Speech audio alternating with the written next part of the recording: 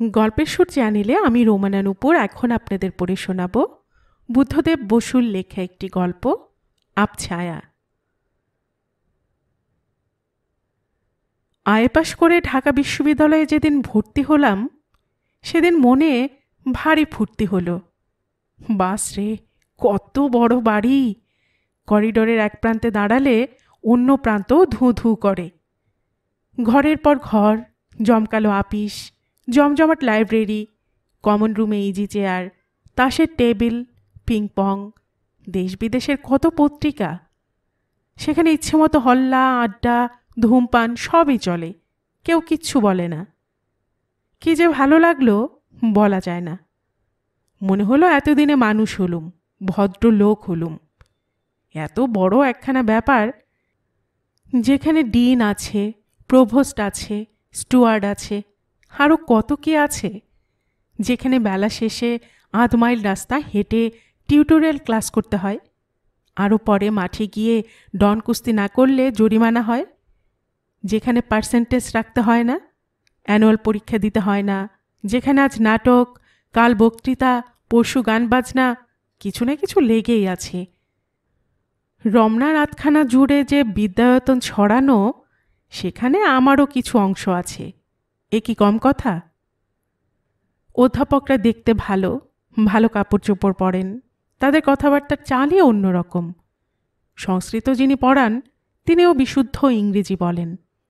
ঘণ্টা বাজলে তারা যখন লম্বা করিডোর দিয়ে দিক বিদিকে ছোটেন, তাদের গম্ভীর মুখ আর গর্বিত চলন দেখে মনে হয় বিশ্বজগতের সমস্ত দায়িত্বই তাদের কাঁধে ন্যস্ত। এসব দেখে শুনে আমারও আত্মসম্মান বাড়ল। এ সংসারে আমি যে আছি সে বিষয়ে অতিমাত্রায় সচেতন হয়ে উঠলুম। মন গেল নিজের চেহারার দিকে। কেশবিন্যাস ও বেশভূষা সম্বন্ধে মনোযোগী হলুম। শার্ট ছেড়ে পাঞ্জাবি ধরলুম। সদ্যজাত দাঁড়ি গোফের ওপর অকারণে ঘন ঘন খুর চালিয়ে 6 মাসের মধ্যেই মুখমণ্ডলে এমন শক্ত দাড়ি গজিয়ে তুললুম যে আজ পর্যন্ত কামাতে বসে চোখের জলে সেই সকর্মের প্রায়শ্চিত্ত করতে হয়। তখন অবশ্য ভবিষ্যতের ভাবনা মনে ছিল না। বালকত্বের খোলস ছেড়ে চটপট যুব বয়সের মূর্তি ধারণ করাই ছিল প্রধান লক্ষ্য। এর অবশ্য আরও একটু কারণ ছিল। বিশ্ববিদ্যালয়ে কয়েকটি ছাত্রীও ছিলেন। ওখানকার নানা রকম অভিনবত্বর মধ্যে এ জিনিসটাই ছিল আমার চোখে, প্রায় সব ছেলেরই চোখে, সবচেয়ে অভিনব। যখনকার কথা বলছি তখনও মেয়েদের মধ্যে উচ্চশিক্ষার বান ডাকিনি। সারা বিদ্যালয়ে 5টি কি 6টি মেয়ে মাত্র ছিল সব শুদ্ধ। আমাদের সঙ্গে অপর্ণা দত্ত নামে একজন ভর্তি হয়েছিল। পাতলা ছিপছিপে মেয়ে, শ্যামলা রং, ফিকে নীল শাড়ি পরে কলেজে আসে। 200 ছেলের সঙ্গে বসে একটিমাত্র মেয়ের বিদ্যাভ্যাস ব্যাপারটা বিশেষ সোজা নয়, বিশেষত যখন ক্লাসে ছাড়া আর সবখানে ছেলেদের থেকে তাকে সম্পূর্ণ স্বতন্ত্র করে রাখার আঁটোসাঁটো ব্যবস্থা থাকে। অপর্ণার কেমন লাগতো জানি না, কিন্তু আমার ওর জন্য খুব দুঃখ হতো। ছেলেদের মধ্যে ওকে নিয়ে নানা রকম আলোচনা শুনতুম। তা সবগুলো বলবার মতো নয়। তাদের ভদ্রতার আদর্শ সমান ছিল না। মনের মধ্যে যে চাঞ্চল্যটা স্বাভাবিক কারণেই হতো, সেটাকে ব্যক্ত করবার উপায়ও ছিল এক এক জনের এক এক রকম। বেশিরভাগ শুধু কথা বলে খুশি থাকত, অর্থাৎ জীবনে যা ঘটবার কোনো সম্ভাবনাই নেই, নিজের মনে সেরকম কল্পনা করে নিয়ে গল্প করত। কয়েকজন দুঃসাহসী কোনো না কোনো অছিলায় মেয়েদের কমন রুমে দরজায় দাঁড়িয়ে অপর্ণার সঙ্গে আলাপ করে এলো, আর কেউ কেউ ছিল একেবারে চুপ। বলে রাখা ভালো, আমি ছিলুম এই শেষের দলে। ক্লাসে আমি বসতুম সব শেষের বেঞ্চিতে। অনেকগুলো মাথার ফাঁক দিয়ে হঠাৎ কখনো কখনো অপর্ণাকে আমার চোখে পড়ত। তার স্বতন্ত্র চেয়ারে বসে খোলা বইয়ের দিকে তাকিয়ে একটি হাত গালের ওপর ন্যস্ত। ফ্রেমে বাঁধানো ছবির মতো সেই মুখ, বসবার সেই ভঙ্গিটা আমার মুখস্থ হয়ে গিয়েছিল, এখনও মনে করতে পারি। সরু হাতে একটিমাত্র চুড়ি, মাথার কাপড়ের চওড়া পাড় মুখখানাকে ঘিরে আছে। লক্ষ্য করতুম অপর্ণা আগাগোড়া বইয়ের ওপরে চোখ রাখে, যেন অত্যন্ত সংকুচিত হয়ে নিজেকে দিয়েই নিজেকে আড়াল করে রাখতে চায়। শুধু মাঝে মাঝে অতগুলো কালো মাথা ভেদ করে ওর চোখের দৃষ্টি আমারই মুখের উপর যেন এসে পড়ত। তবে এটা খুব সম্ভব আমার কল্পনা। 4 বছর অপর্ণা ছিল আমার সহপাঠিনী, কিন্তু তার মধ্যে এটুকুই আমার সঙ্গে ওর পরিচয়। সে 4 বছরের কণ্ঠস্বর পর্যন্ত আমি কোনোদিন শুনিনি, মুখোমুখি কাছাকাছি দাঁড়িয়ে ওকে দেখিনি কখনো। ওসব পুরস্কার লাভের জন্য আমার চেয়ে যোগ্য অনেকেই ছিল। তার মধ্যে অশোক ছিল পয়লা নম্বর। অশোক কাপ্তেন গোছের ছেলে, বাপের দেদার পয়সা, মাঝে মাঝে বাড়ির গাড়ি চড়ে কলেজে আসে। শীতকালে ফ্যানেলের পাতলুন আর বিলেতি শার্ট পরে।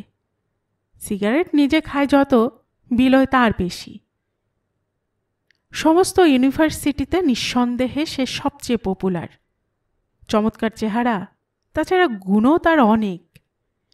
টেনিস খেলতে পারে, অভিনয় করতে পারে, সাইকেল চালাতে অদ্বিতীয়, ইত্যাদি ইত্যাদি। হলের ড্রামাটিক সেক্রেটারি থেকে আরম্ভ করে ইউনিভার্সিটি ইউনিয়নের সেক্রেটারি পর্যন্ত যেটার জন্যই যখন দাঁড়িয়েছে, অসম্ভব রকম বেশি ভোট পেয়ে অনায়াসে নির্বাচিত হয়েছে। সত্যি বলতে ওর প্রতিদ্বন্দ্বী হবার মতো ছেলে আর ছিল না। এই অশোকের কাছে অপর্ণার কথা অনেক শুনতুম। সে তুখোর ছেলে। কমন রুমের দরজায় দাঁড়িয়ে 2 মিনিট আলাপ করে তৃপ্ত হয়নি। গেছে অপর্ণার বাড়িতে, চা খেয়েছে, তার মাকে মাসিমা ডেকেছে, তার বাবার সঙ্গে পলিটিক্স চর্চা করেছে, ভাই বোনেদের সঙ্গে ভাব জমিয়েছে। এক কথায় যা যা করা দরকার সবই করেছে সে। 1 বছরের মধ্যে এই ভাগ্যবান পুরুষ এমন জমিয়ে তুলল যে অন্য ছেলেরা তাকে মনে মনে ঈর্ষা ও বাইরে খোসামত করতে লাগল, যদি তার সূত্রে তারাও সেই অমরাবতীর কাছাকাছি পৌঁছতে পারে।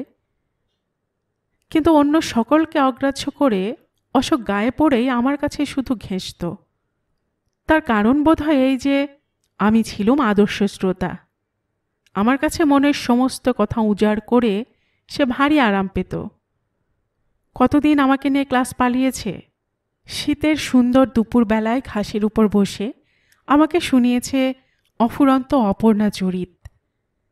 এ ধরনের গল্প সাধারণত ক্লান্তিকরই হয়, কিন্তু আমি স্বীকার করব যে আর কিছু না হোক বারবার ওই অপর্ণা নামটি শুনতেই আমার ভালো লাগতো। সব কথা শেষে অশোক আমাকে প্রায়ই বলতো, চলো না তুমি একদিন ওদের বাড়ি। আমি বলতুম, পাগল, ও চায় তোমার সঙ্গে আলাপ করতে। ডক্টর করের সঙ্গে ও টিউটোরিয়াল করে, তিনি ওকে প্রায়ই বলেন কিনা তোমার কথা। এখানে লজ্জার সঙ্গে বলে রাখি যে পড়ালেখায় বরাবরই আমি একটু ভালোর দিকে। আত্মীয়রা আশা রেখেছিলেন হোমরা চোমরা মস্ত চাকুরে হব, কিন্তু কিছুই হলো না। সামান্য মাস্টারি করে সংসারে টিকে আছি। অশোকের কথা আমি রাখিনি, একদিনও যাইনি ওর সঙ্গে অপর্ণার বাড়ি। অপর্ণার সঙ্গে আলাপ করার লোভ আমার ছিল না এমন অসম্ভব কথা আপনাদের বিশ্বাস করতে বলছি না, খুবই ছিল। কিন্তু অত্যন্ত লাজুক হলেও ভেতরে ভেতরে আমি ছিলাম গর্বিত। অশোকের মধ্যস্থতায় অপর্ণার সঙ্গে আলাপিত হওয়া আমার পক্ষে অসম্মান। আমি বা ওর চেয়ে কম কিসে? তাছাড়া ছাত্রজীবনের নানা রকমের কাজে ও অকাজে দিন ভরে আড্ডা আর রাত জেগে পড়ায় এত ব্যস্ত ছিলাম যে তার মধ্যে অপর্ণার কথা ভাবার খুব বেশি সময়ও ছিল না। হু হু করে কাটতে লাগলো দিন। বিয়ে পরীক্ষা হয়ে গেল। আমার বিষয় ছিল দর্শন। আজগুবি রকমের ভালো নম্বর পেয়ে ফার্স্ট ক্লাসে উতরে গেলুম। অপর্ণা আর অশোক দুজনেই ছিল পাস কোর্সে।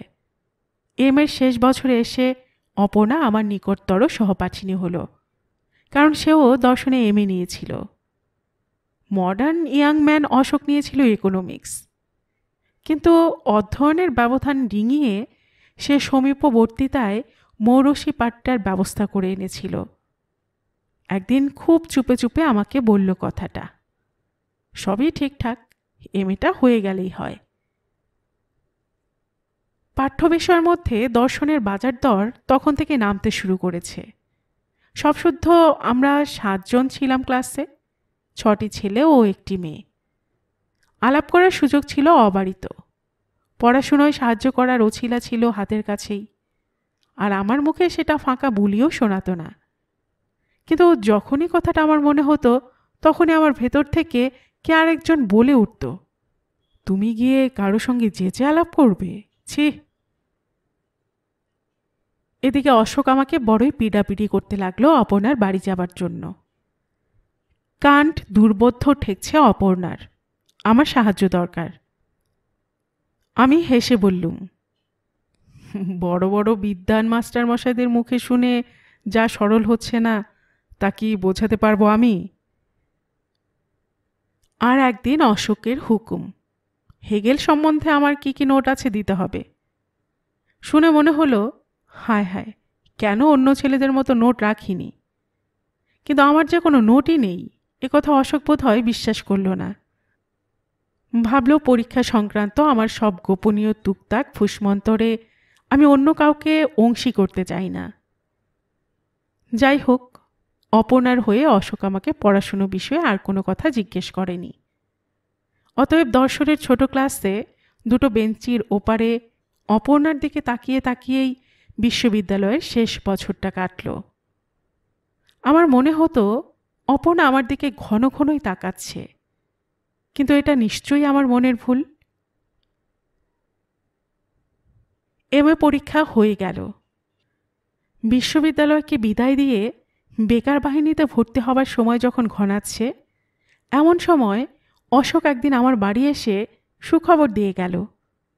তারিখ পর্যন্ত ঠিক। আজ সন্ধ্যায় কন্যার আশীর্বাদ উপলক্ষে অপর্ণার বাড়িতে উৎসব, আমি যেন অবশ্য যাই। আমি তক্ষুনি বললুম, যাব। আমার হঠাৎ মনে হলো আজ আর আমার যাবার কোনো বাধা নেই, যদিও এতদিন যে কি বাধা ছিল তাও আমি জানি না। এই প্রথম আমি অপর্ণাকে কাছাকাছি দেখলুম, তার কথা শুনলুম। কিন্তু সেদিন তার সম্পূর্ণ অন্য মূর্তি। কপালে চন্দন, পরনে খয়েরি রঙের রেশমি শাড়ি, গা ভরা গয়না, চেনাই যায় না। যে ঘরটায় গিয়ে বসলুম সেখানে অনেক লোক, অধিকাংশই আমার অচেনা। সুতরাং জড়সড়ভাবে চুপ করে রইলুম। অশোক একসময় আমার কাছে এসে চুপি চুপি বলল, এখানে তোমার ভালো লাগছে না বুঝতে পারছি, চলো আমার সঙ্গে। নিয়ে গেল আমাকে পাশের একটি ছোট ঘরে, অপর্ণার পড়ার ঘর সেটা। চারদিকে দর্শনের বই দেখে খানিকটা আরাম পেলাম। আমাকে বসিয়েই অশোক যেন কোথায় অন্তর্হিত হলো, ভারী ব্যস্ত সে। একা বসে আমি একটি বইয়ের পাতা উল্টাতে লাগলুম। মৃদু শব্দ শুনে চমকে তাকিয়ে দেখি অপর্ণা একটু দূরে দাঁড়িয়ে। সন্ত্রস্ত হয়ে উঠে দাঁড়ালুম, কি বলবো ভেবে পেলুম না। অপর্ণাই প্রথমে কথা বলল, এতদিনে আপনি এলেন? আমি বললুম, আমার অভিনন্দন আপনাকে জানাই। এতদিন আসেননি কেন? আসিনি আসিনি তার মানে আসা হয়নি আর কি। অশোক আপনাকে বলেনি আসতে? বলেছে। আপনি কি ওর কথা বিশ্বাস করেননি? অবিশ্বাস করিনি, তবে তবে আমার সঙ্গে আলাপ করার আপনার ইচ্ছে হয়নি, এই তো? না না, ইচ্ছে হবে না কেন?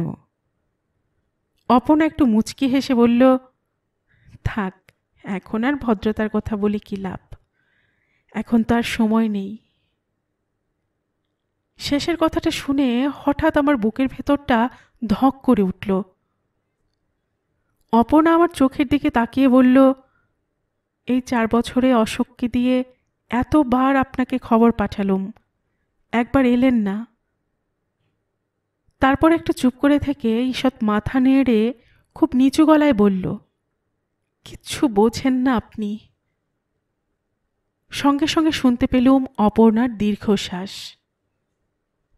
কিন্তু সেটাও বোধহয় আমার কল্পনা। বাড়ি ফিরে অনেক রাত অবধি ঘুমোতে পারলুম না। হয়তো তার একটা কারণ এই যে অন্যমনস্কভাবে ও বাড়িতে অত্যন্ত বেশি খেয়ে ফেলেছিলাম। শুয়ে শুয়ে অনেক কথা মনে হলো। অপর্ণার কথাগুলি বিষাক্ত পোকার মতো মগজের মধ্যে যেন কামড়ে ফিরছে। ভাবনাগুলো যেখান থেকে শুরু হোক, খানিক পরে এক অন্ধগুলির সামনে এসে পড়ে। তারপর আর রাস্তা নেই। আমি যে কত বড় বোকা তা উপলব্ধি করেই স্তম্ভিত হয়ে গেলুম। অন্ধকারে চোখ মেলে নিজের মনে বারবার বললুম, ও আমাকেই চেয়েছিল, আমাকেই চেয়েছিল।